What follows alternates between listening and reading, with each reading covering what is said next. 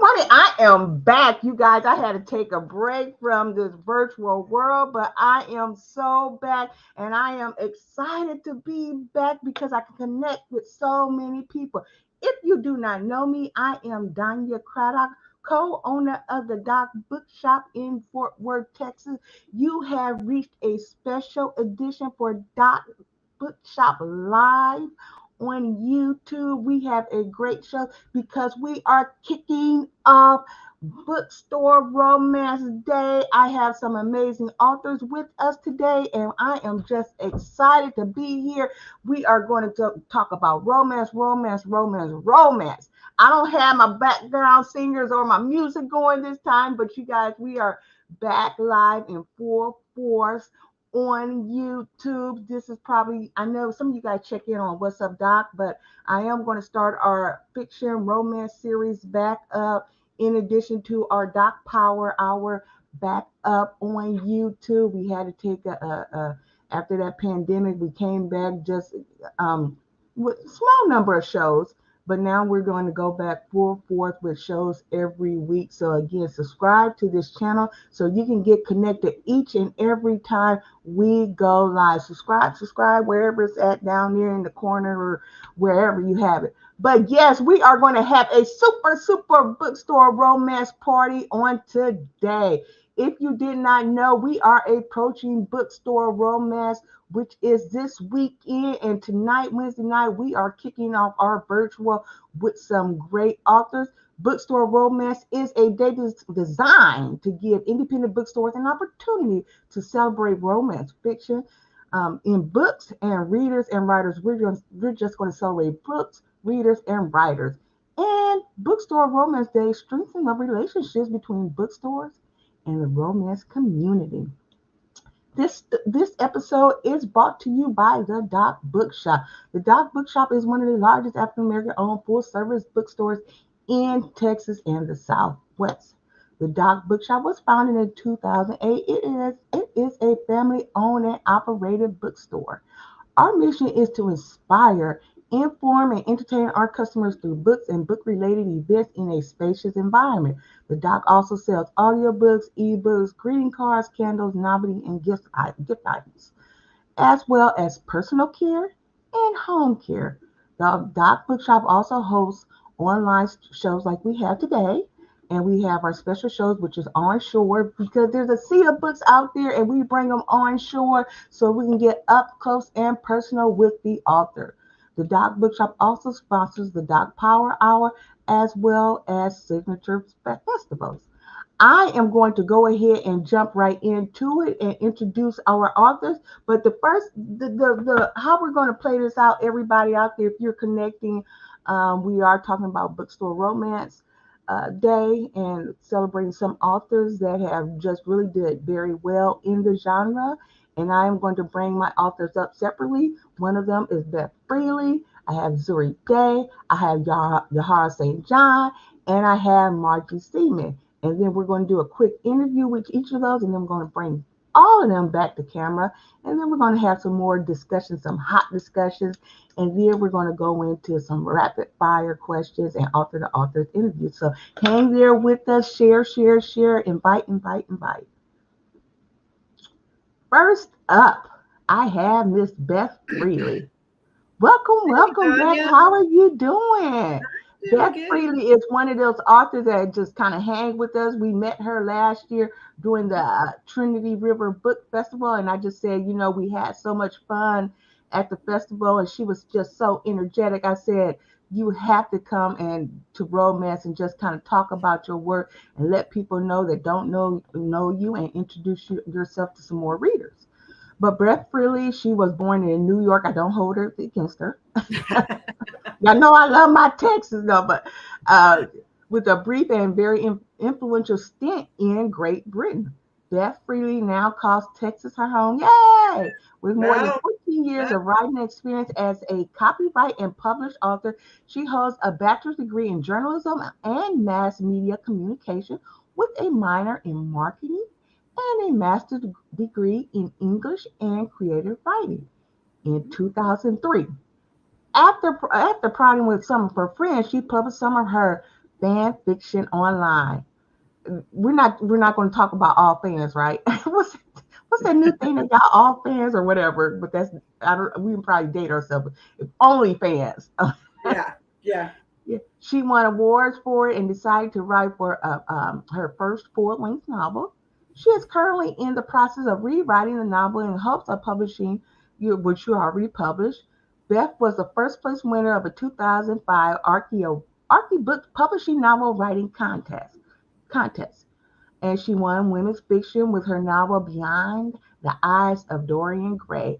The Legend of Captain St. Pierre, her second novel, was written with her best friend Miriam. Welcome, welcome, welcome to Bookstore Romance Kickoff event. How are you doing? I am good, and obviously I need to update my bio Oh, because no, I thought I had an updated one. I think I must no, have no, taken my I have to last one. update it because as you pointed out, I have Beyond the Steps of Stone now published, and Uh-huh. I no longer live legally in Texas anymore. I'm actually Well, coming you to just you moved. from. Nobody would have known that. That was you just moved last week. I know, but still, I mean, we're going to get the furniture this week. Now tell everybody. Are you gonna tell everybody where you moved to, or no? That's just I me. moved to Hope, New Mexico, a little village that's an hour outside of Carlsbad, New Mexico, and an hour outside of Roswell. Okay, okay. So we're gonna get a whole bunch more stories about you and or love stories about that you Oh write. yeah, Okay. I actually started a new series Mhm. called New Mexico Nights, and each story will take place here somewhere in New Mexico. The first story takes place in Taos, so it's Taos, and that's a real city, right? Taos is a yep, real city. Taos, New Mexico. It is an art and cultural city, very known for art and everything. Santa Fe is really the bigger of the two that that people know for art and pottery and all sorts of different artsy fartsy kind of stuff. Taos So is now following in Santa Fe's footsteps and becoming bigger with the art world and the art community as well. I just want to dive into introduce some of our readers that may not know you to some of your novels, and just kind of briefly talk about some of your novels, like Beyond the Steps of Stone. That's an amazing backdrop, and it takes place in a different odyssey, and it's a different part of the earth. And so I'll just take your readers into Beyond Steps of Stone. Beyond the Steps of Stone is a post-apocalyptic romance, for lack of a better way of putting it. It's a sci-fi. It's very sci-fi without being technical sci-fi. I mean, the average reader can pick it up and read it and not be bogged down by sci-fi gobbledygook like phasers and set your phasers on stun and that kind of stuff. It is about an army colonel, Hmm. Morgan Landry, and her team who wake up 4,000 years after they were supposed to. Well, 2,000 years after they were supposed to, in 4023, to discover the world that they left no longer exists. Hmm. And they travel to the Belize Valley and the village of Flamini, where a lot of the Mayan temples are located, and discover that we are not alone in this universe. And she discovers that the aliens look very much like us, and she Hmm. falls in love with the leader of the aliens.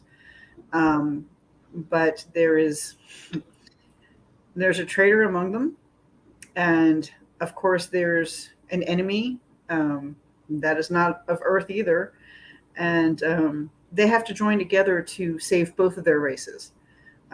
So it's action packed. It's got all of the romance elements one would want. Um, a nice steamy love scene. I know. We're going to jump into y'all's steamy love scenes after I introduce everybody. But I do. You gotta talk real quick about the Loach, and real quick about the Loach and the Legend of Captain Saint Pierre. I really have to have you talk about them. The Legend of Captain St. Pierre. So, what do you want to know other than just about the book? Legend of Captain St. Pierre I wrote with my best friend Miriam, and Right. it is your historical romance. Pirate. They're pirates, and more pirates. There's swashbuckling going on left and right in that book. Um, How in it, the heck did you come up with doing so? There are so many variants to romance. How in the heck did you come up with doing something with pirates? What were you thinking? What was that? And a well, notorious pirate. I'll be honest. Um, y'all can blame Johnny Depp as Captain Jack Sparrow for that one. Um, that story was definitely inspired by Pirates of the Caribbean. We just took it a different direction, and added the element of romance to it. You can add romance to just about anything, and honestly, in this world, if you look at things, there's always a touch of romance somewhere. There's always a Hmm. relationship somewhere. I mean, Hmm. watch Daredevil. Okay, there's relationships in the TV show Daredevil between Matt Murdock and another character. Captain America has romance. You know, Steve Rogers and Peggy. So there's romance can be thrown into anything if you do it right. Right. And Beth, we can go down and we can go really spiral down into all your stuff because it's just exciting and so adventurous. But I am going to bring up my next little candidate here for bookstore romance, everything. Oh, are you doing anything for bookstore romance? You know what? I'm gonna wait till the end till I bring you all up and you guys can Okay. kind of all tell me what you guys are doing for bookstore romance. But I'm gonna No. bring up my next feature author. Let me see. Let me check my list here. Let me check my list here. Make sure I go in order because it's important that I go in order because I'm going to have to do something with you guys in a minute. So Zuri, okay, let me take you down. Zuri, oh, Zuri back. Hey, Danya. Hey, Hey, daydreamers out there. How's everybody doing? I got it. Let me take this. Let me take this down so I can see if there's comments. Okay, I think I have some. Oh, okay. Oh, yes. Are you echoing? You're echoing, No, Zuri. I'm No. echoing. Yes, I can hear myself. See, if I mute you, I don't hear myself. So I'm echoing. You must have us open twice. No. Yeah, you got to. Because when I mute you, I don't. The echo goes away.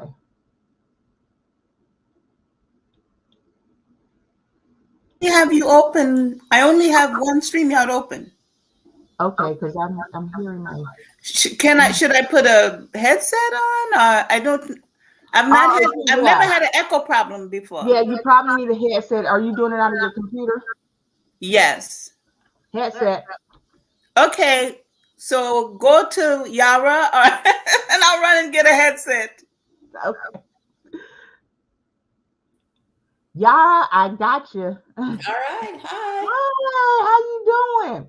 I I'm think you're just now meeting or how informal we are, right? And how much fun we have. We just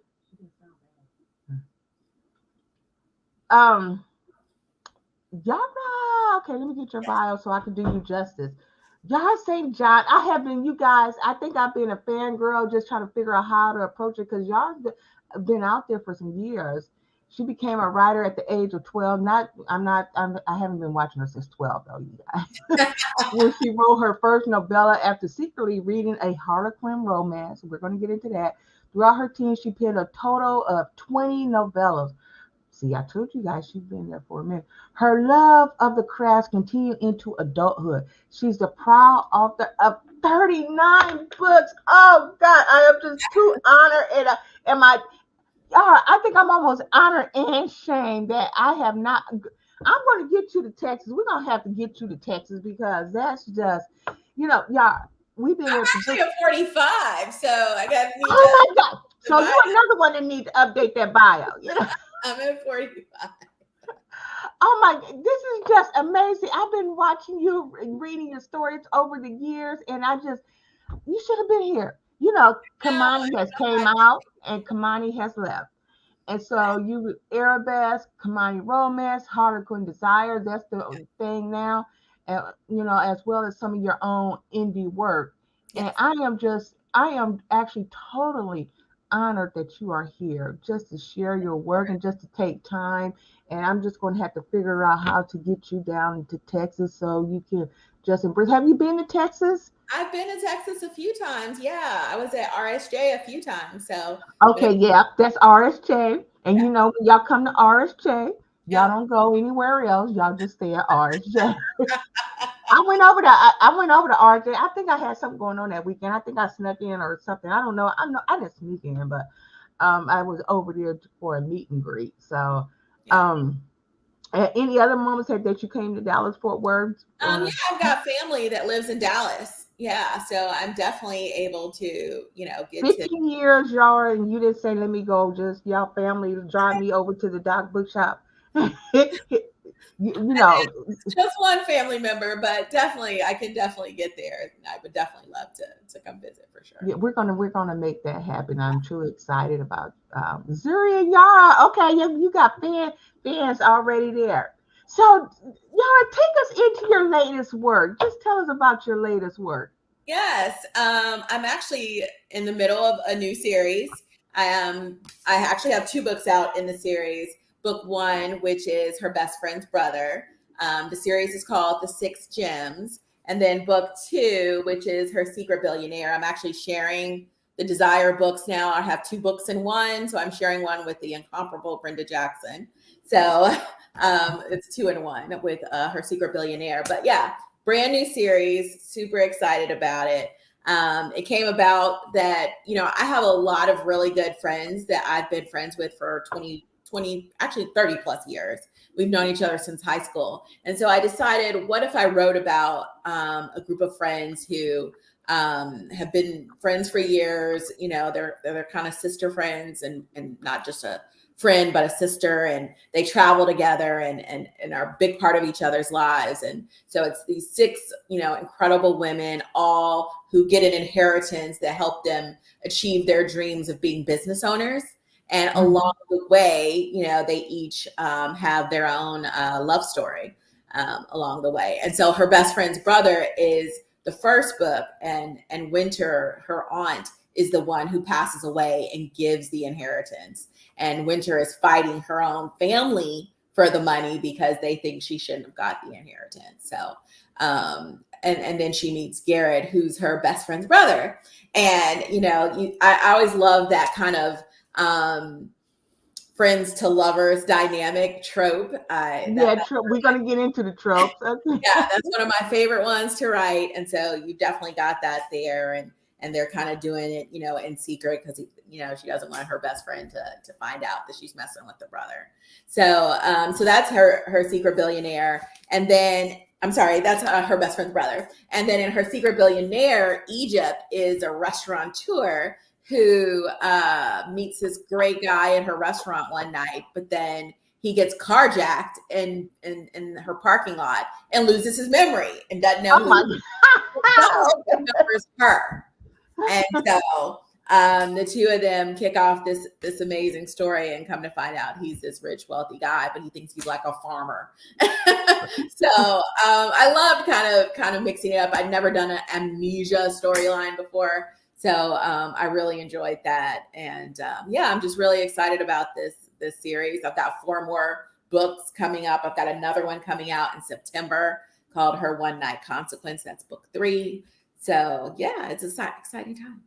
Oh my God, this is going to be so exciting. I think we're just going to probably cover you for the whole Bookstore Romance Day because you guys is power packed with what you guys are delivering. Your book one, her best friend's brother, and her secret billionaire, and her one night consequences. Book 1, 2, and 3. Yeah. And all 6 of the ladies are going to get a story, right? All six. Yeah. All 6 gems. Yes. Oh my God. And I like how you labeled that all 6 gems. And let me tell you guys, it's not too late. If you're just now getting started, it's not too late. Go ahead and get started and share the story, not the book. The story. Share the story. Share the story so people can go out and get these books so we can talk about it, embrace it, And, we're going to talk about the different troops. And a lot of people think troops are dying, but I think troops are still here amongst us, and they're fabulous. And I think, a lot of people say romance is going away, but I think you have demonstrated that romance is still popular, it's still wanted, and it's still a place where we can explore different variants. Like you said, you never had a character to deal with amnesia, so we're going through these different phases. It's a million of things that you can do with romance, and I'm happy that you continue to do this work. We do celebrate. Let me just say, as a bookstore, we do towards the end of the year, we have, holiday romance. So you probably never noticed. Next time, we're just gonna have to tag you about when we shout out to you on all the different romance books that you have and in our romance guide. So, but I think our last step is to get you to Texas. And so, since you've been on this platform, we're gonna have to figure out how, kind of keep an eye on when you publish your new work, and bring you down here and just kind of really talk about your steamy scenes and your spicy characters. 45 novels, you're gonna teach a lot of folks something. You guys, and so it's not too late if you're new to just reading and you want to get into romance. I mean, I have some amazing ladies here. Again, we are on here doing a kickoff for Bookstore Romance, and I'm going to bring you back so we can really talk about what everybody is doing and really dive into some of your characters and some of your favorite plots and any plot twists and some of your favorite the hunks, the men, what they look like, their physique, they tall, they short, just get into all of this, men, it's raining men, you guys, right now. Oh my God, it's so exciting. We got the pirates, we got the billionaire, we got somebody, an alien that's super fine. So you guys, we got a mix here on Dock Bookshop Live, Dock Live. We got us a serious mix. So I am going to bring up the Caribbean Queen. You know who she is, right? Zuri, and we'll be right back at you, okay? You got your headphones? Please tell me I'm not echoing. Oh, I am not echoing. Thank you. I am not echoing. And I think Donna said I'm doing good. We're doing good on the different platforms, on YouTube and Facebook. If you're out there on YouTube or Facebook, please drop a question in the chat, or if you want us to if you want to ask anything or say anything or shout out the authors, just please do it in the chat. Donna, my business partner, she is keeping it out on Facebook and YouTube. Again, subscribe, because we got a lot of stuff coming up that we want to share with everybody. And she has a link to everybody's book, and we have a coupon code out there. Nice. Dock Romance. So you guys get an extra 15-20% off the book. So we'll be supporting them today and probably for the rest of the year, all the way up until holiday romance. Zuri has been down to the bookstore, and she hasn't been back in a while, and she turned up when she was at the bookstore. Everywhere she goes, she's exciting, and just with that accent. Zuri Day, the Caribbean, she goes by the Caribbean diva alter ego Letitia Lovely. She's the best-selling, award-winning author of 20. It's probably okay. She probably got more, y'all. I totally. Poured her old bio, but don't hold that against me, y'all. Just leave the numbers out, girl. I throw the numbers out, She's on Harlequin Desire as well. She did Comani Drakes of California and Kensington Delfinas, Morgan Men Trilogy, and Blue Collar Lovers. Welcome to our kickoff event for Bookstore Romance. We are happy to hear. I'm happy to have you here, Zuri. So what's been going on? I'm so glad to be here. Let me just say this at the start. Let me just give a major shout out to the Dock Bookshop, because you guys have held it down for year after year after year. It's interesting that I hear you opened in 2008, because that's when I was created. 2008 was my first book. And so I just really, really want to say thank you for just being such a supporter of authors of all genres. So let me start by saying that. And then you ask me what's been going on. Girl, what hasn't been going on? It's been so long since we've chatted. And yes, I haven't been back to Dallas, I think, since the last Romance Slam Jam, or maybe it was RT, one of them. But it was, I think, maybe 2016. So yeah, I'm due back for a trip there as well. But lots of writing has been going on. Also have had some lifestyle changes going on, some relocations. I mean, it's just a lot happening. You know, we went through a whole world change, but the thing that remained constant, Danya, was the writing. The writing remained constant, and I'm happy to say that I not only am continuing with Desire, but you may have heard that Harlequin has created a new series for trade romance called Afterglow. And so I'm really excited to be a part of that new line called Afterglow.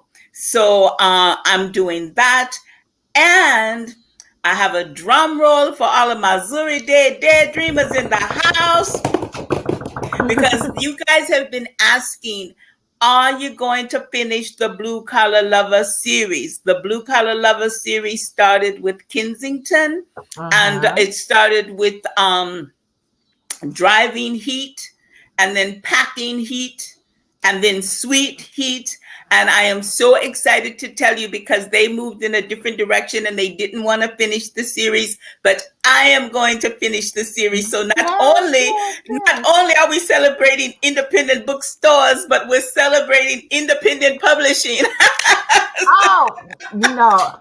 Hey, we got to keep the stories going. We got to keep them hot. We got to keep them fresh. We are celebrating independent publishing, and I'm going to have a reveal very soon on my website, zuriday.com, of the cover. I am in love with the cover of the last two stories in that series. There were 5 brothers, and the 2 stories that the supporters and readers are waiting on is Nelson's story and Barry's story. And we're going to put them together in one book, but they're going to be 2 complete stories, and it's called Twice the Heat.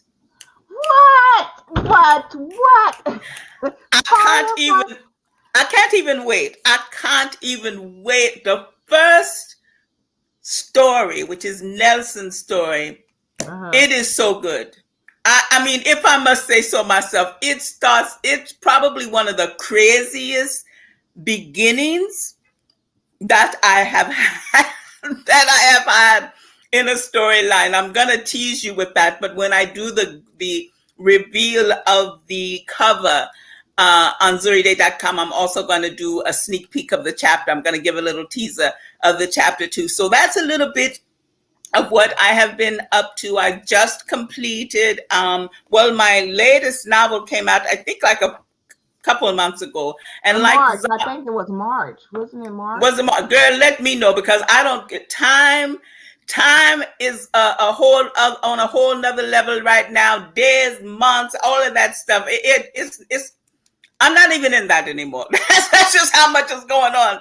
But this is the latest that came out, which is the last book in the Eddington Heirs series. And like Yara, Desire partnered the last offering of Desire series. And this one I was partnered with Kiana Alexander. And this is called The Secret Heir. And before The Secret Heir, there was the Game of Secrets. The Secret Heir stars the youngest daughter in the Eddington Heirs. Her name is Rain. And she meets, this book was inspired by Coming to America. So, Oh. and come on, right? It's like an all-time classic. This book I was know. inspired by Coming to America, where Aldrich, who is a member of a royal family, he is not direct royalty himself, but his uncle. His uncle is a king in a fictitious kingdom in Africa, and he is being pressured to carry on. Aldrich, who goes by the name Abe once he comes to the United States, Aldrich's father is very big in business. So of course he's still a, multi-millionaire and all of that good stuff, the way the Desire fans like it. But he is being pressured to marry for the status and marry into the right family who has the right connections. And, it's like a business as opposed to love. But he wants to marry for love. So he leaves Africa. Now, his parents think it's to sow his wild oats. Although I didn't use that line because that is such a Coming to America line. But that's what they think that he was doing, was coming over just to kind of get the last bit out before he gets married. But he's really coming over because he wants to marry for love. And he talks his cousin into helping him with this charade where he impersonates a janitor. And that is truly inspired by Coming to America, right? Truly. And not only that, but I mean, shout out to all the janitors and the office cleaners and things like that. But that's really going on the whole different side of the spectrum from royalty to a janitor. So anyway, that's how he meets Rain's sister, who is in the second novel, The Nanny Game. Nanny's sister-in-law, Ivy, has a girls' school. And so he gets a job cleaning in this girls' school. And that's how he meets Rain, who comes by to visit her sister-in-law. So that's how that goes on. The series starts with Inconvenient Attraction. I love it because it's kind of a big girl story. I always like to mix up my heroines. Everyone's not a size 2 and everyone is not, absolutely stunningly gorgeous. And she's kind of like your everyday sis. You know what I'm saying?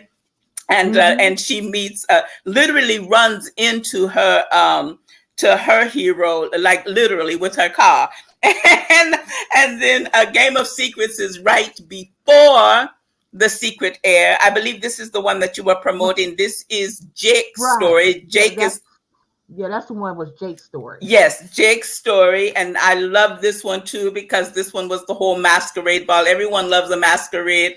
And honestly, that was inspired by one of my favorite Brenda Jackson books. And I can't remember the title right now, but it started out with a masquerade, and her son made a trailer that just blew me away about how he met a hero. So thank you. Shout out to Brenda.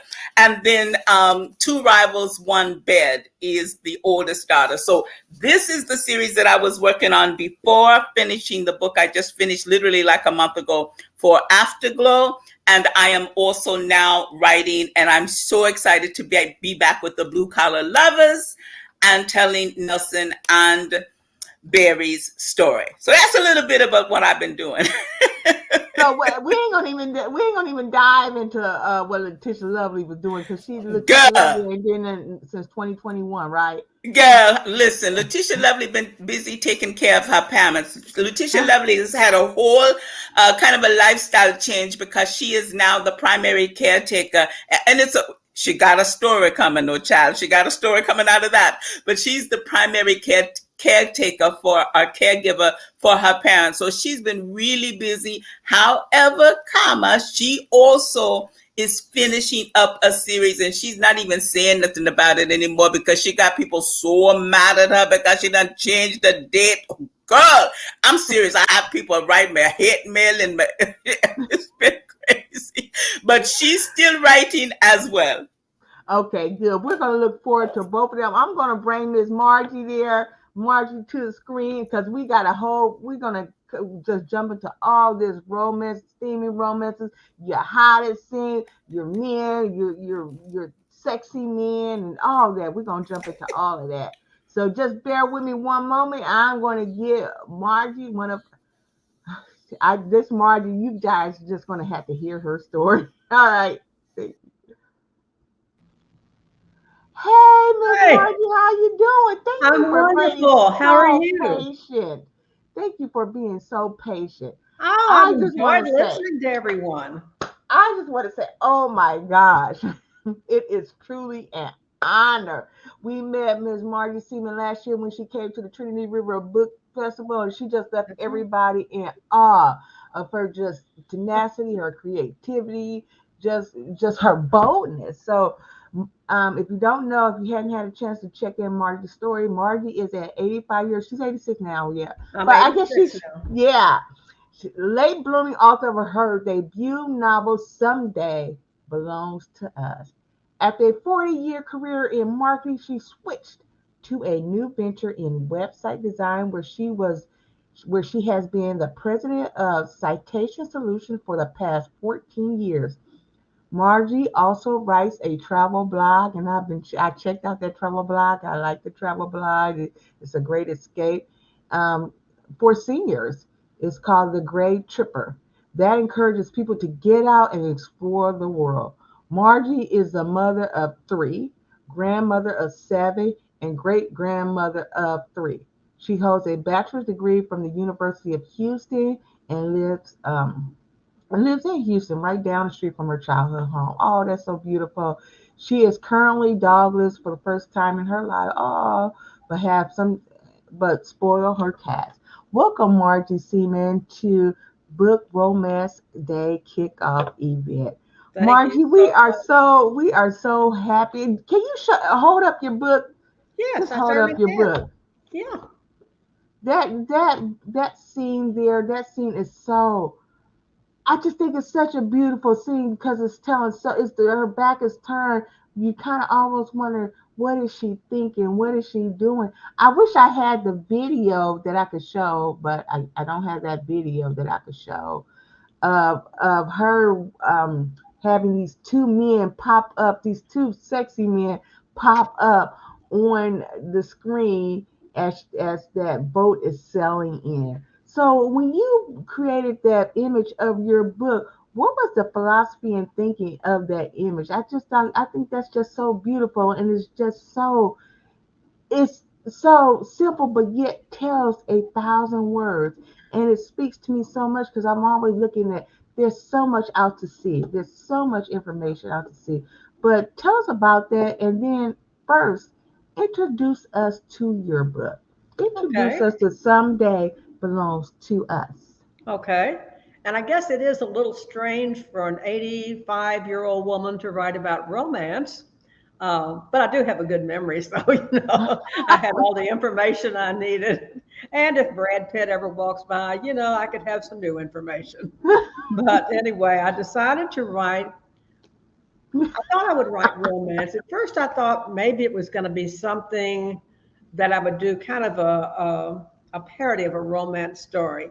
Mhm. And it started out because someone told me that they hated something with the passion of 1,000 burning suns. And my response was, oh my gosh, I said, that sounds like the title to a cheesy romance novel. So this person just turned around and said, okay, write it. And Well, then the person is Lauren Steffi. oh The yeah, that great person is Lauren, Lauren Steffi. He's the one Lauren that did Steffi. that. Yeah, and he challenged me. And Lauren had been a client. He's has written, I think, 5 books now. He wrote his first novel, The Big Empty, just recently. I guess about a year and a half ago. But Lauren, I had been associated with him because I also did his website. Mhm. And I watched and I saw that, hey, people do write books and books do get published and it's a real thing. So I had been thinking most of my life, I wanted to write. It was just something I wanted to do. But you know what you do? It's always, okay, I'm going to write a book, but I think I'll start it next year. Because we Mhm. know that when you're 25, my gosh, you have enough next years to last you forever. You don't run out of next years. So I hit 50. Mhm. I'm going to write that book next year. Well, by the time I hit 80, I thought, wait a minute, lady, if you're going to write a book, you better get started, because I could feel that the next years were slowly running down. So I wanted to write this book with the title that he gave me, The Passion of a Thousand Burning Suns. That just kind of fell into a romance novel. And like we were talking earlier, pirates always seem to play a big part in romance novels. So Right. I had to create this pirate, but it couldn't be a bad pirate. It had to be a charming, kind of a Robin Hood type pirate. I know we were talking about uh, Jack Sparrow earlier. Well, my point of reference was Errol Flynn and Captain Blood. So that was my age bracket. But Errol Flynn was a gentleman pirate, and in a sense, that's what Edward is. But the story, you're talking about the cover, the story takes place because Kate is a 72-year-old romance novel, the woman that I'm writing about. And no, it's not based on me. She's her own person. It might be a me wannabe, but no, I could never be like Kate. But she's a 72-year-old romance novel. And she started on a series that she calls the Passion series. And she writes under the name Desiree Desire. With all that going, she still cannot be very explicit in her lovemaking scenes. She just can't do it. She has to write nice, uh, I don't know what you'd say, above the sheets type of romance story. She can't really get down in there. But she is writing this series, and she finds out that she doesn't know anything about pirates. And so Mhm. she implores the universe, please send her a pirate, send her somebody, because she's having a terrible creative block. She can't get started. And all of a sudden, sure enough, the universe responded, and they sent her this absolutely drop dead, gorgeous pirate who appears after a strong flash of lightning. He appears in her bedroom. Ooh, Yeah. Now, that's most a of us, if somebody, we woke up or we looked up and we saw a man standing in our bedroom, we might be a little shaken up a bit, or we might begin to look for the cell phone to call 911. But not Kate, because Kate thinks, okay, he's a figment of my imagination and he's going to help me. So she implores him to help her. He does start helping her. He becomes her muse. They write books together, and they've had 2 books, and everything has been wonderful. They're all bestsellers. Her women readers absolutely love Edward. And she's on the 3rd book, and she really can't get going. She just can't do it anymore. She can't come up with a good storyline. And in the meantime, she and Edward had had a fight, and Edward left. So she wasn't sure if he was ever going to come back. And so you were asking about the cover, how the cover tells in so many words what the book was about. If you look, you see Kate standing at the deck, on the deck at the cruise ship.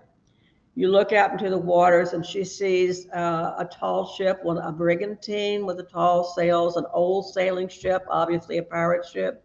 And if you look down in the right-hand corner of the book, and I don't know if you can really see it here, there's a clock that has kind of melted and it's running down. So it shows that time is not really a constant, that for some reason, she has encountered a time continuum little blip. So time has folded back on itself, and that's what this clock represents, the folding of time back on itself. So, long story short, and it's a short story, but long story short, she goes on a cruise, and the whole book takes place on a cruise to the Panama Canal. And I've done the cruises, I love to cruise. So, a lot of the book is, well, the book is all true because it's based on a couple of trips that I made to the Panama Canal. And on this cruise, she not only gets back with Edward, he joins her again to start writing, but she also meets 2 men. So here she's been alone most of her life. She's divorced, she's been alone, she had given up all hope of ever finding true love, of ever having that connection. And now she's got men all over the place and she doesn't really know what to do. So it's all the different antics that happen. And of course, as with any kind of sailing, you always have to expect troubled waters. And Kate does run into troubled waters. And she notices also that Edward is getting a little bit more friendly with her than she had expected. So, what's going on with that? Now, the question has come up, how can I write a love story about a 72-year-old woman with a 38-year-old man? I was just about to do that. I was just about to do that. Because Yeah, the 30. stretches a little bit. However, it's explained that Edward tells her in his existence, he doesn't see age. Mhm. He sees the soul of her, and it's in the soul where love lies. So he sees who she is, not what she is. So he doesn't know, I mean, he doesn't see age, and to him, she's just a normal, beautiful, loving woman. And that's So her muse. That's her muse. that, yes, that's him. Yeah. So we've got three things. We've got three men now. We got Edward, we've got a David, David, David, and we've got Marco. Marco. Yeah, and Marco's Marco. an Italian businessman who just does everything. Italian, y'all. Now this is too much. Zuri, she put an Italian in there. Okay. Y'all, okay, y'all, bad. She put an Italian in there, okay? Y'all know what they say about them, my Italians, right? Oh, I know. That's right. And if you read about Marco, come on, Marco's got a lot going for him. So Both men offered Kate just total love possibilities that she desired, and they opened up feelings. And we are going to dive into, because you're going to have to tell us about some of those spicy scenes. I'm going to bring everybody back up to the camera so we okay. can just, let's see if I can get everybody there. Add to the stream. Do I have everybody? We're all back. We're back. Meet our team for 2023 Bookstore Romance Kickoff event. I am just so honored to have these ladies join me and to celebrate their literary works come this Saturday in the Dock Bookshop. They are not going to be there, but they're giving you heads up. And if you guys come to the store when you have blind date with a book, you may pick one of these ladies' books. Please subscribe. My business partner is telling me subscribe. Everybody, she wants everybody to subscribe because we got a lot of upcoming events going on, and they're going to send an e-blast out again about Bookstore Romance Day. And you may be one of the ones that open up one of these books when we have blind date with a book.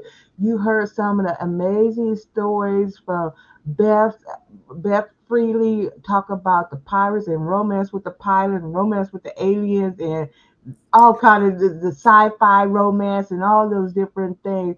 The Yara St. John 45 novels, she is going to teach. She has taught us a lot. So she is teaching us how to just be sensual, how to have steamy scenes, how to be creative in your romance. And Zuri Day, our Caribbean diva, she's just got this energy that just keeps on giving. Her stories are just adventurous, and she's just a writer extraordinaire, and she has different sides of her that she brings out in her literary work. And then we have Margie Seaman. I think she gives us all hope and love after 50, which I was so captivated by. But I'm just going to do a round table. I have just three basic questions of everybody to ask, and then we're going to have an author to author conversation, and they're just going to ask two questions to each other, and then we're going to be a rapid fire, and then we're going to wrap it up and hope to see you guys on Saturday. So real quick, what made everyone pick romance to write? I think I'm going to start with Yara St. John because she's got 45. And I just want to know what made you pick romance, and how did you get started in romance? I picked romance, believe it or not, and obviously this is going to age me, but soap operas. My mom was a big soap opera fan. So I just fell in love with just seeing, romance written day to day. And I was, the Luke and Laura, Bo and Ho. Oh my God, General Hospital. Oh my God. Oh, I can't believe you took it there. I was huge into, Sonny and Brenda. I was Luke all and Laura about kiss, right? It was the epic Luke and Laura kiss. Oh God, she's dating us all. I was 7 or 8 watching this, watching this stuff. And, back then your parents let you watch, pretty much. I was watching Dallas and Dynasty and, so I was just like really enthralled with the romance element. So as time went on, I was like, I kind of want to read it. So then when, I started reading Harlequin, I picked up Harlequin when I was like 14 or so, started reading them, when I was at school, I was supposed to be in Bible class and I kind of had my Harlequin, in the middle. In Bible class? Okay. Yes.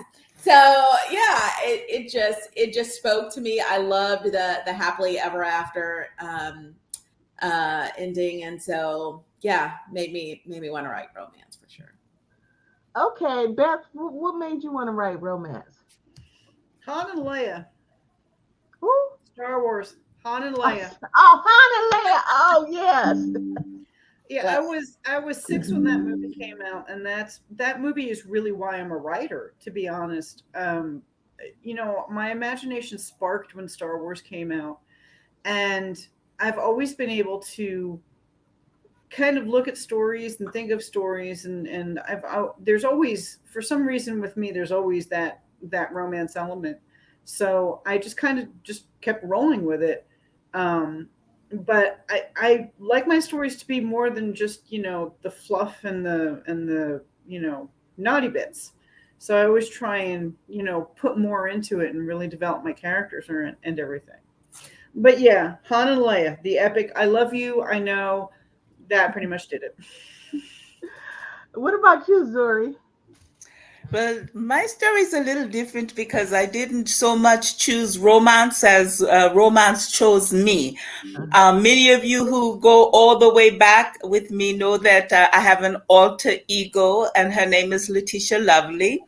And Letitia Lovely had written what in 2007 was a very controversial series where there was scripture on one page and sex on the other page, called the Hallelujah series. She told a very real life story. It was not Christian fiction. It was contemporary fiction, but it was against a church backdrop. I didn't even know about genres and Christian, whether, what, all of that stuff. So it was very controversial, to say the most. And my editor was so afraid that it was not going to catch on, that I was going to lose my career before it began. And so she said, "Do you think you can write romance?" And I, similar to Yara, I snuck my first Harlequin romance from my older sister's collection when I was about 13. And so I loved reading romance. And so I said, "Oh, sure, I can write romance." Well, let me tell you, it was not as easy as I thought. I had to learn the formulas and the HEA and all of that stuff. But that is how I was born, so to speak. And it's been a wonderful ride ever since. In fact, Letitia often gets a bit jealous of me. Don't tell her I said this, but she gets a bit jealous of me because I actually think I'm more popular than she is, because romance is the biggest selling genre in the world. So yeah, that's what happened. Okay, I think we lost Margie. It was Margie, yeah. Oh no! Oh no, Margie, you gotta come back. Because I had some I want to talk to that lady. She's such an inspiration. Come back. Donna, if you can find Margie, please. And if you guys are out there watching, please, if you have any questions, for you is going to what turns you on to a romance writing, you can put it in the chat and I could just kind of highlight it, like what turns you on to romance writing for our readers that are online. And I would hope Margie would sign back up and just kind of, oh my God, she's not coming back, is she? Maybe Donna, maybe that because I'm telling you guys, I've talked to her before, and she is so fun. So, and so Donna's going to try to hopefully get her back. Yes, she's going to try to hopefully get her back. Okay, let's go. We have got to get into one of the hottest, the steamiest scenes that you can talk about from any of your literary works. We have got to go there. We want to see, it's after 9 o'clock, after 8 o'clock. So everybody's back to school. So it is just a ladies' night type of thing. And we want to hear the good. We want to hear the juice. We want to hear the muscles popping. We want to hear the sweat dripping. We want to hear that. If you want to read it, you can read it, or you can just share it. We want the shower scene. We want the chocolate. We want the. I know. I know. That is hilarious. I want blowing the wind type of thing. You give it to us. Who should we start with? Sorry, we're gonna start with you first. Good.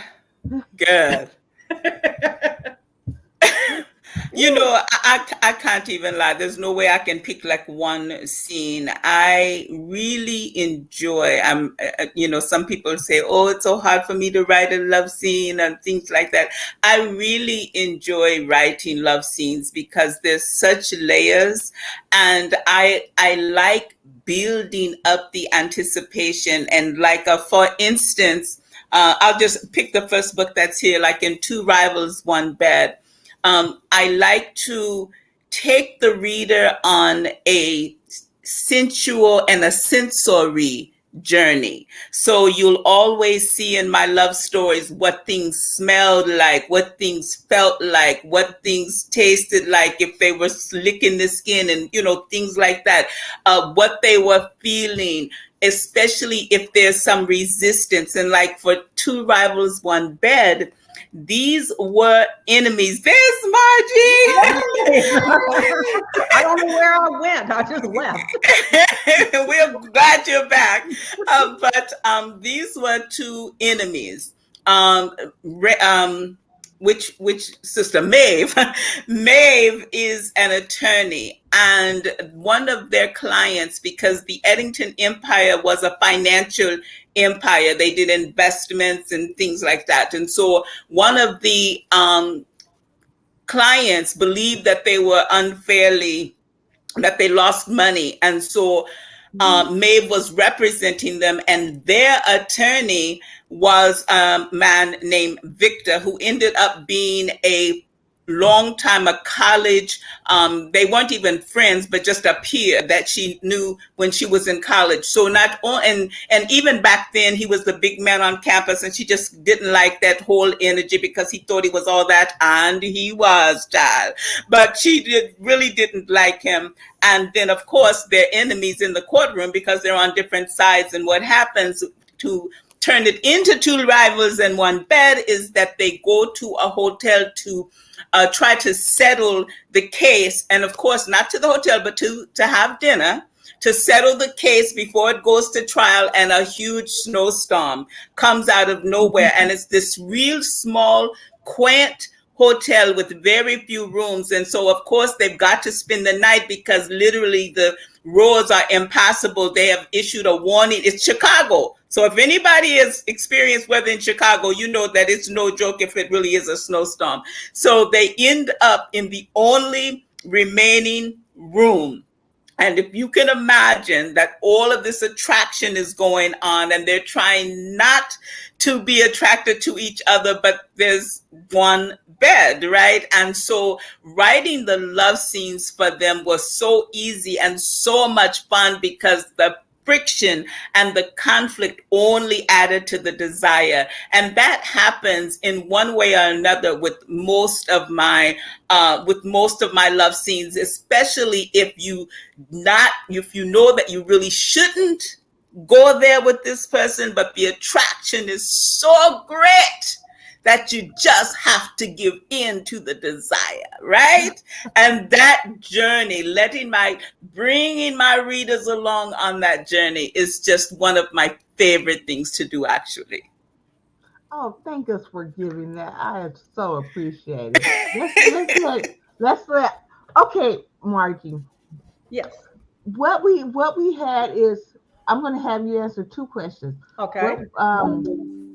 what made you do romance? And then our second question was, can you talk about your steamiest, hottest romantic scene with your characters? Okay. That's it. What made me choose romance? Well, a couple of things. One is romance offers a lot of choices for plot twist and things moving and different people coming on, and it gives you, I think it's a good genre for developing characters and adding a lot of very interesting characters. So I just kind of gravitated towards that. Um, as far as the love scenes,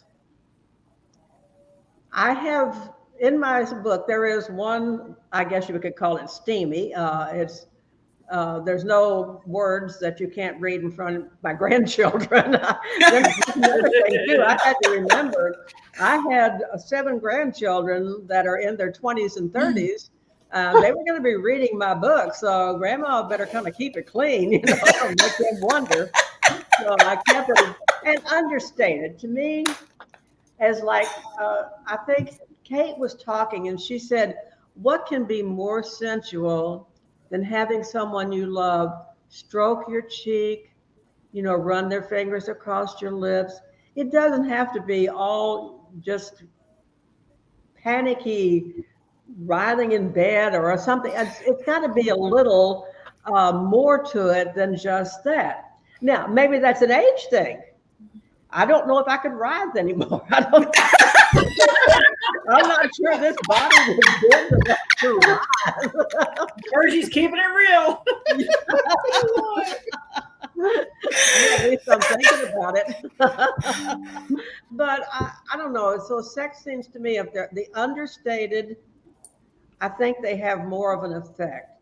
And I emphasize more of the love connection and the love involved in sex as opposed just to the one night stand.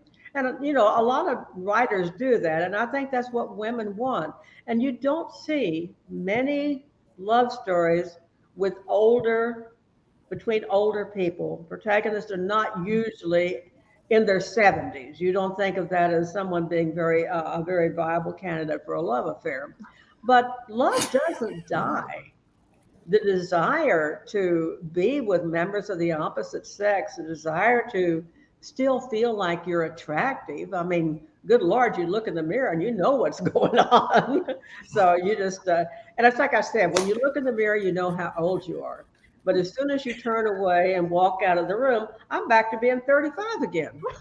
So the whole secret is keep the mirrors out of your house. Don't have any mirrors. But I think people need to know that when you're older, you don't change.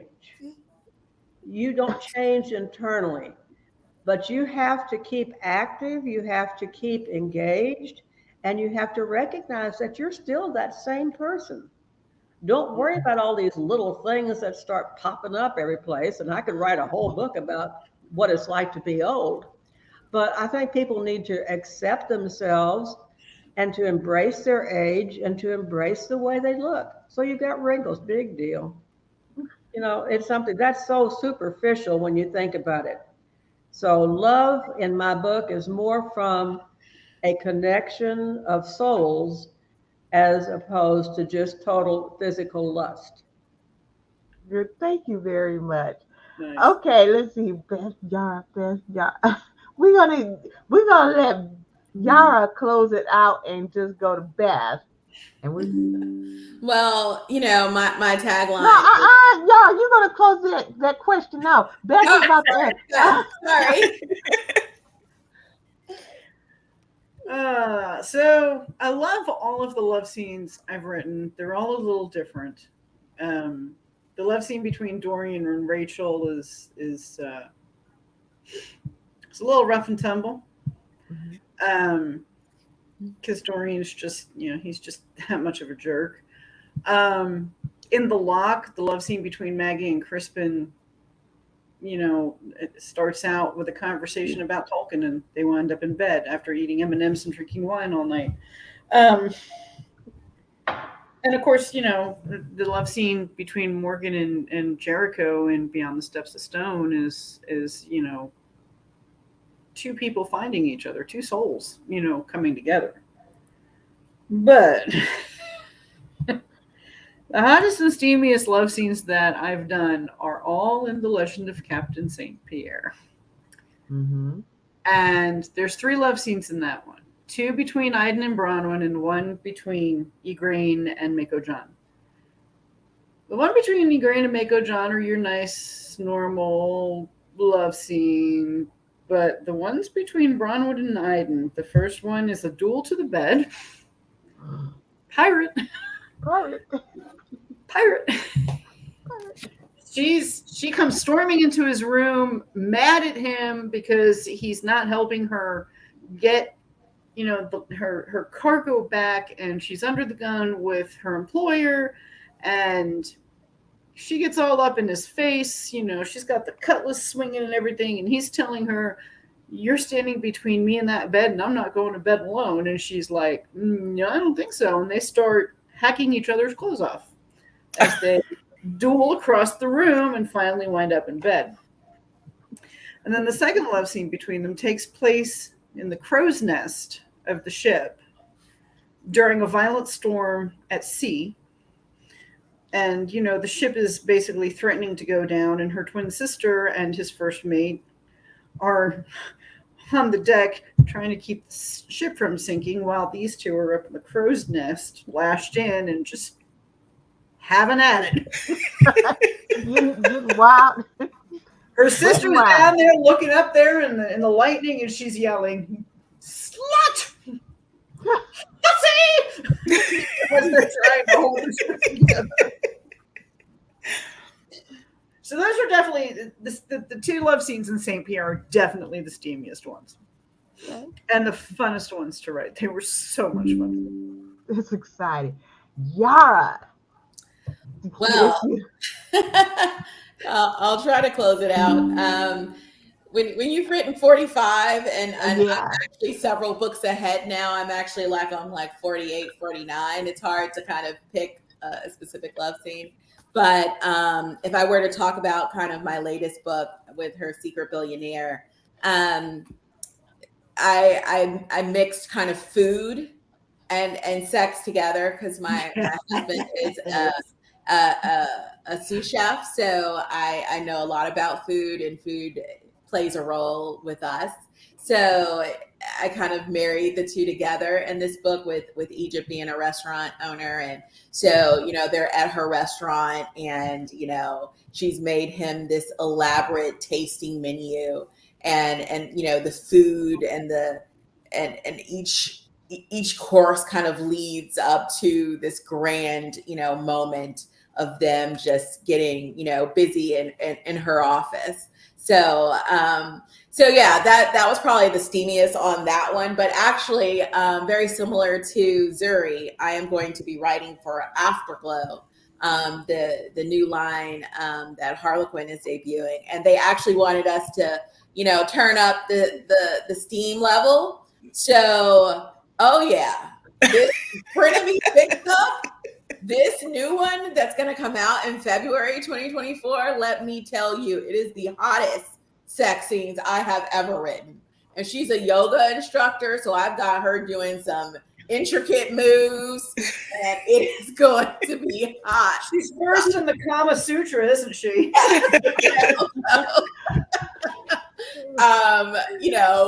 There doesn't have to be any euphemisms. You can say all the hottest, steamiest words you want to use to describe things. So I definitely think my readers are going to be like, "Oh, all right, Yara, you're going there." So Frenemy Fix Up is going to be the hottest love scenes from me that you'll get.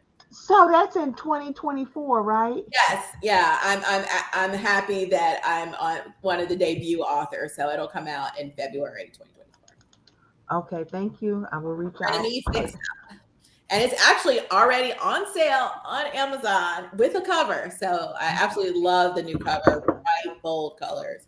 I love it. And Donna's gonna pull it out so we can get it on our pre-order link on the website. So I'm gonna have her. She's gonna pull it out, and we're gonna put it on our pre-order list on our website. And so that will be book 4 in the 6th Gen series. So obviously, I've been talking about 1 and 2, and the 3rd book coming out in September. So you'll have to wait till February for book 4. Okay, book 4. So there is a link up there, and we are going to make sure we do the pre-orders for the Afterglow. So we're going to put all those pre-orders out there on the Afterglow. And I want to, for time's sake, I got to do the authors. I got to let y'all talk to each other. And I have my little Monday, Tuesday, Wednesday, Thursday, Friday cup, romance all day, every day. So I'm just going to see which one. It's going to look like it's 1 and 4. No, wait, let's try this again. Let me take off this extra paper that's messing us up here. Okay. Yeah. Okay. 3. Where's 3? Okay. And 2. So it's 3. I did 3. Who was 3? I think I'm 3. I'm 3 because of the headset. Yeah. So I'm 3. I was 2. Yeah. Okay. Oh, so who's 2? Me. Okay, so okay, 3 and 2. So 3 as 2. Did I have that right on my file? I did. Yes, that's right. 3 as 2 questions, and then we're just going to listen while 3 as 2 questions, and then we're going to pull the next ones out. I love this. So, Yara, you were just talking about your Afterglow. Yes. And the transition from writing steamy and sort of spicy to just full blown let it go. And did you and the fact that you have a reader base, okay, that's expecting one thing and then you're going to give them something else. Was there any hesitation or reservation in your process when you knew that you'd already developed an audience with a certain expectation and then you're going to take it to another level? Any hesitation or reservation? And if so, how did you handle it? Because I write relatively steamy already, I felt like my readers would be okay with the transition because it's not too drastic of a change. I think if I was more like inspirational and moving to full on, sex, it might have been too much. But I think because I already was kind of borderline, that I felt my readers would be fine with it. So I think, and I think I've done it really well. I think the only thing is this time I am writing in the first person. So I switched it up. So that's going to be a change. I was trying something different, trying my hand at it. So. And also, what about family? Do you ever worry about your family or close friends who are reading it? I mean, you know what kind of stuff I write, girl. Yeah. So, I think my family's going to be surprised to see certain words in the new book. I mean, they weren't a fan because the covers now are illustrated. They didn't have a couple on the cover. So it's an illustrated cover for Frenemy Fix Up. So at first my family was like, I'm not sure. And I was trying to explain that it's kind of how, kind of the market right now. But I think they're going to be a little bit surprised by a few of those spicy words. And then my last question. Oh, was that 2? Okay. Did you have 2, right? Well, I did well, and the only other one was, do you think you'll ever write in another genre? Yes, I am kind of looking at women's fiction. So I think it's kind of a natural transition, and I've been working on a book as we speak. Okay, so that was yours, and let me do it again. So we won't get the same 2 again, but we may get the same person asking somebody else another question. Okay. What is it? 3. Who was 3? And that's me. Oh my God, there's nothing writing on this paper. What is my? Okay, Try three, again, girl. Try again. three. I shouldn't look. I shouldn't look. Okay, three. Okay, I shouldn't look, but I'm going to go ahead and look. I shouldn't look. I shouldn't look. I'm not looking. 3 and 4. 3 and oh wait, yeah. And Marge. yeah, I'm There's, four. Yeah. okay, so that is Margie. Did I do this right? So Margie is going to have to ask Zuri a question, Okay. or y'all can do vice versa. But I think it's Margie and Zuri. Okay. Well, Zuri, go ahead and ask away because you ask wonderful questions, and I might even be able to answer them. Who knows? Margie, the questions I need to ask you, girl, we need to hang out together and have dinner, child. And just, I'm so I'm so inspired by your story, and I'm curious because you gave the reference to Errol Flynn, and you're talking about older characters, which I believe is so important. My parents just celebrated their 74th wedding anniversary. Their Oh my, 74th, 74? yes, on August the 6th. And there's still times where my dad will say, "You pretty little thing, you," and all kinds of stuff. And it's just like so cute. So I agree with you. Do you plan to kind of make that your brand? Because I think it's one that is very sorely needed, especially as baby boomers age. Do you plan to stay in this older women, older couple, maybe even older man area with your romance? Yes, I'm glad you asked that, Joe. I forgot to mention that Someday Belongs to Us. I planned that as the first book in a trilogy. So, and it's the second book. I'm halfway through the second book. It'll have the same characters because we still have more to reconcile in Kate's story. So the second one is going to be Someday is Our Horizon. A lot of exciting things are happening in that one as in reference to Edward and who he really is. So I like the genre. I have found that the characters seem to resonate with a lot of people, not just older people, but even with some of the younger people. When I do book clubs, they're all telling me it's so nice to read stories that show old people as real human beings, because unfortunately, and we're getting back into, or we've never really left, but there's a little ageism that goes on in this world. And after you get to a certain age, people expect you to sit in a rocking chair and drool all day. Well, I mean, I don't drool well, so I want to find those M&Ms. What did you say they had? M&Ms? But yes, I do plan to stay with this. I don't know. That's 3. I've got 3 more books, and then I have another book that I want to write. It's a different type of love story. So you go, but I'm 86. I'll be 87 in October. I need to start pushing these things out. I have a feeling you can be around for a long time, Margie. Your energy, your spirit is very young. So I look forward to lots of books from you. Thank you, Zoe. Thank you. So I am going to ask, so did Zuri ask Yara? So Yara, Yes. I'm gonna forget about my little mug here because I don't think I got this game twisted. and for time's sake, actually I have these 2 in here, but for time's sake, I'm gonna just have Yara ask Beth, a couple of questions for author to author. You guys, if you're just now tuning in, we are having our kickoff event for Bookstore Romance Day. We've covered, we have independent interviews or individual interviews, and asked some more questions, and now we're doing more author to author, and then we're going to do a real quick round of rapid fire, and then we're going to wrap it up. So I'm going to ask Yara to author to author with Beth Freely. Hi, Beth. Yara.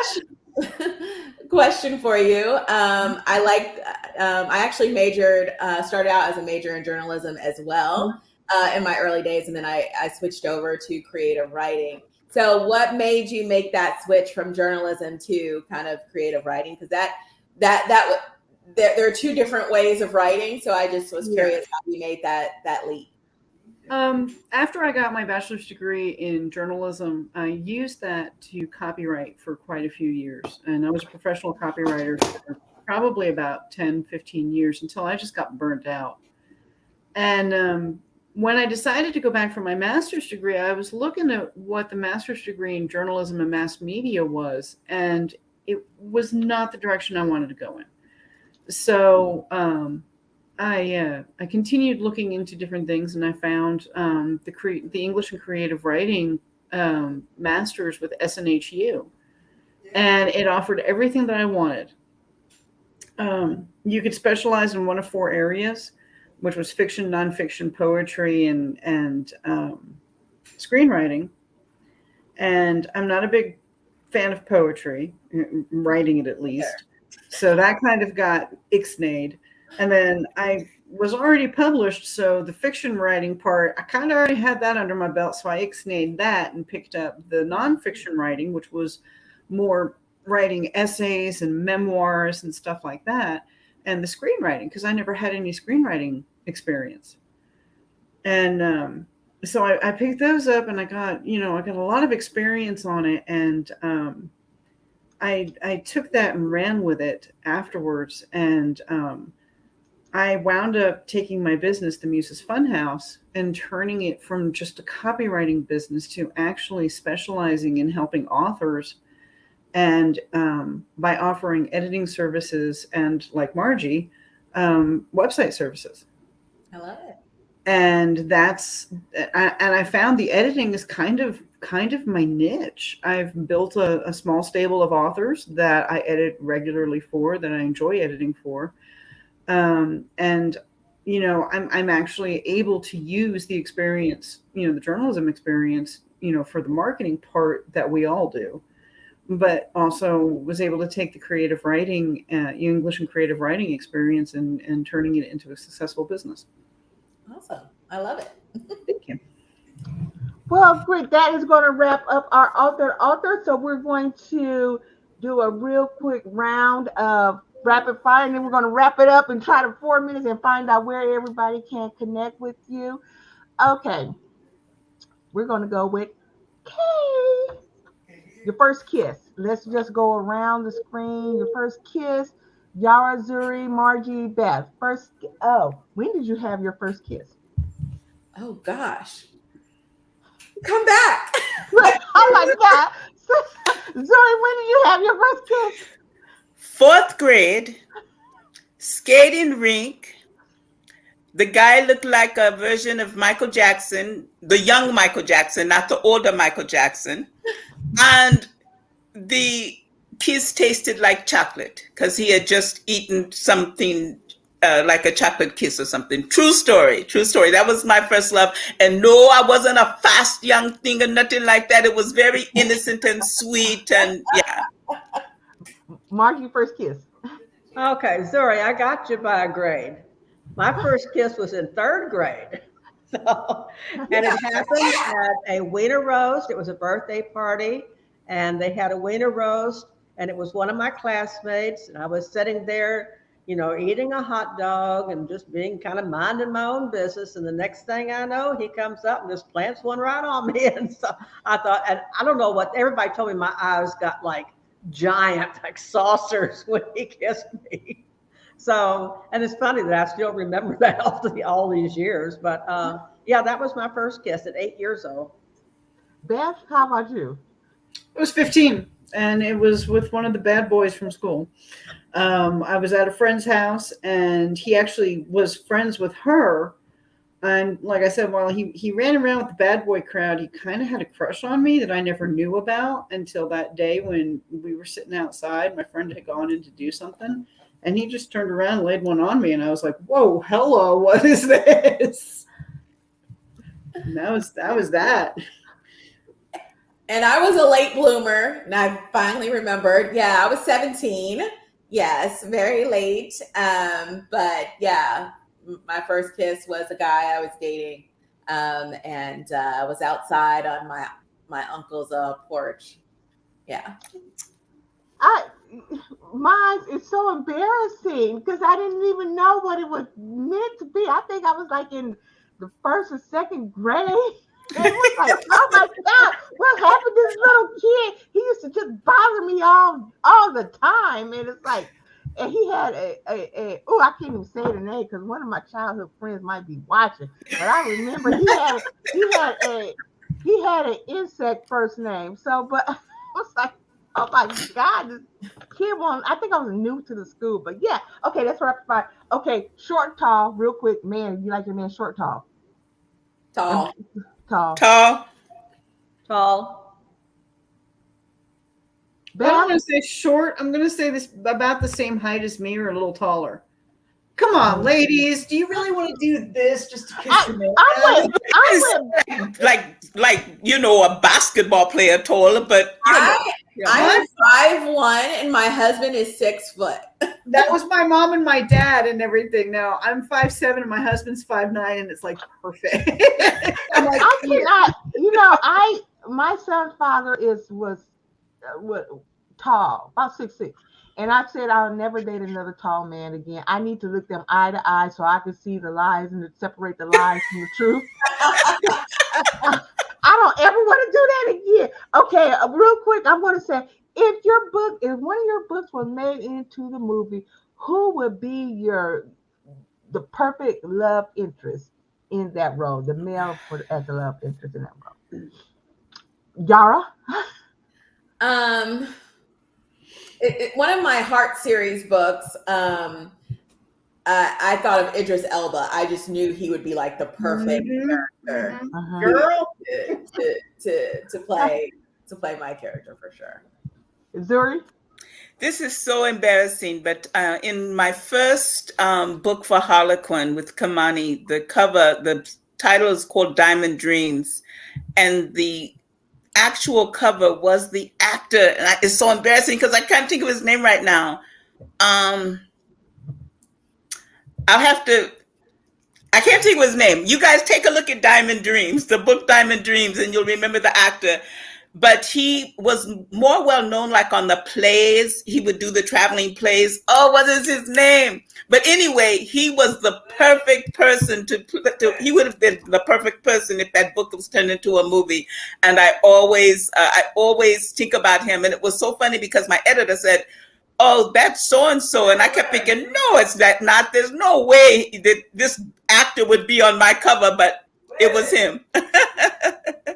Yeah, I can't think of his name, but I know who you're talking about. I can't either, but yeah. Margie? Well, I've been hung up on Brad Pitt for about 3 years now, so I guess I'll just go with Brad Pitt, just kind of old faithful, but he's got to dye his hair black because Edward has black hair, so I'll have to talk to him and see if he would mind dyeing his hair for the role. And Beth? All right, so I'm very visual when it comes to creating my characters, so I can answer that for all 4 books. Behind the Eyes of Dorian Gray would be actor Max Brown, who is also the one who read the audiobook for me. Obviously, Johnny Depp for Iden Essex in The Legend of Captain St. Pierre. Richard Armitage for Crispin in The Lock, and my personal favorite, Michael Fassbender as Jericho in Beyond the Steps of Stone.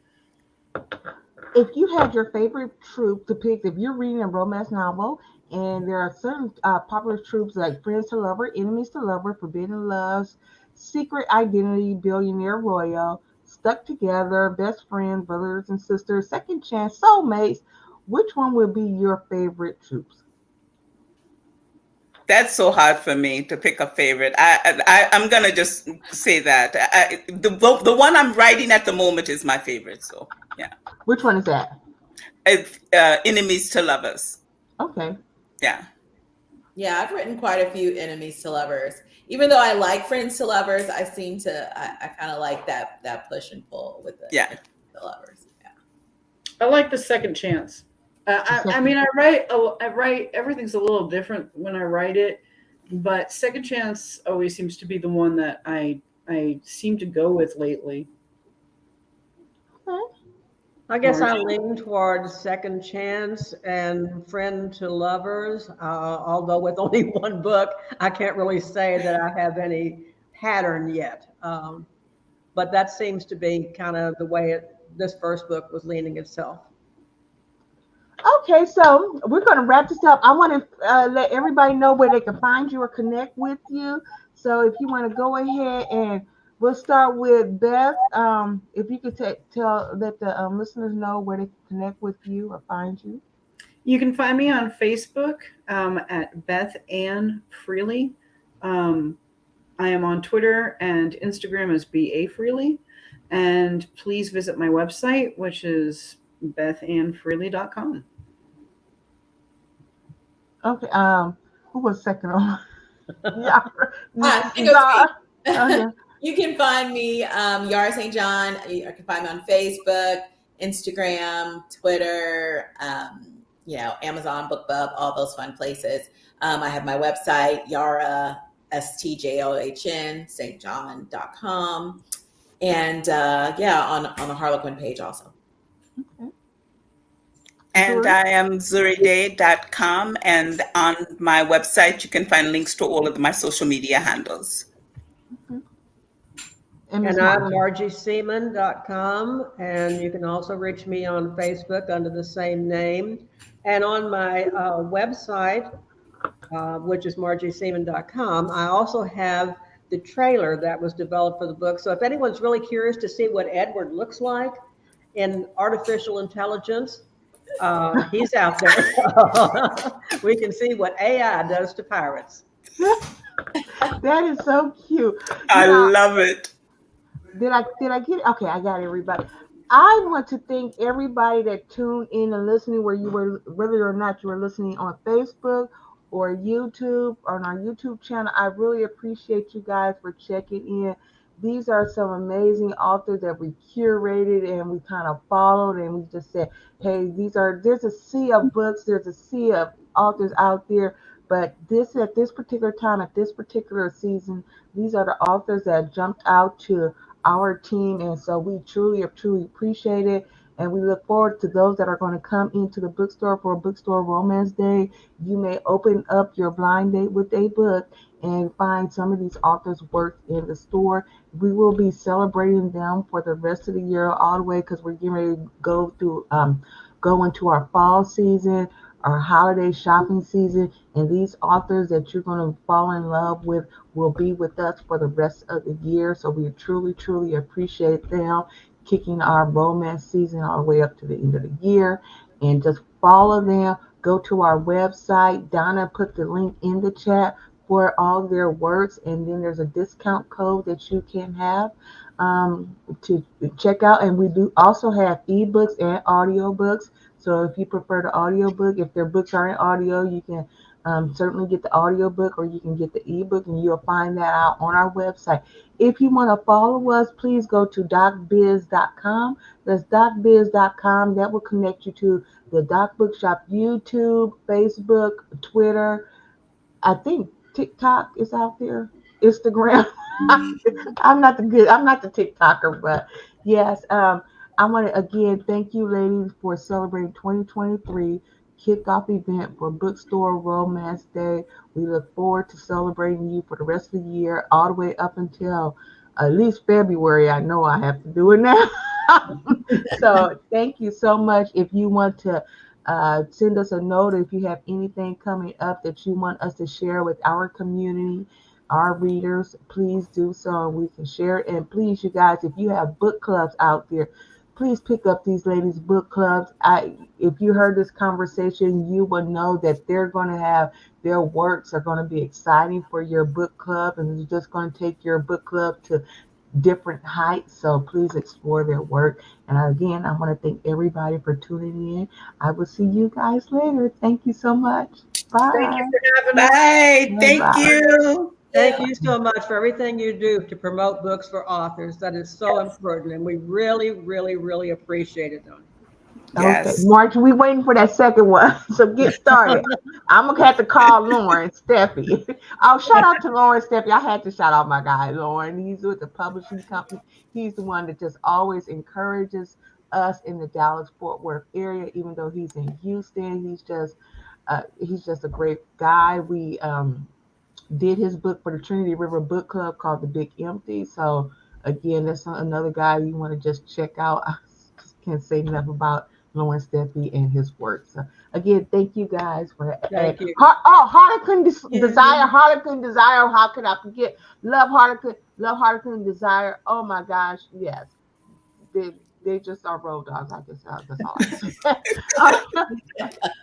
And we love to self-publish and independent publish that. So thank you everything for all that you do. And I will be talking to you this week, Beth, on our Trinity River. Thanks.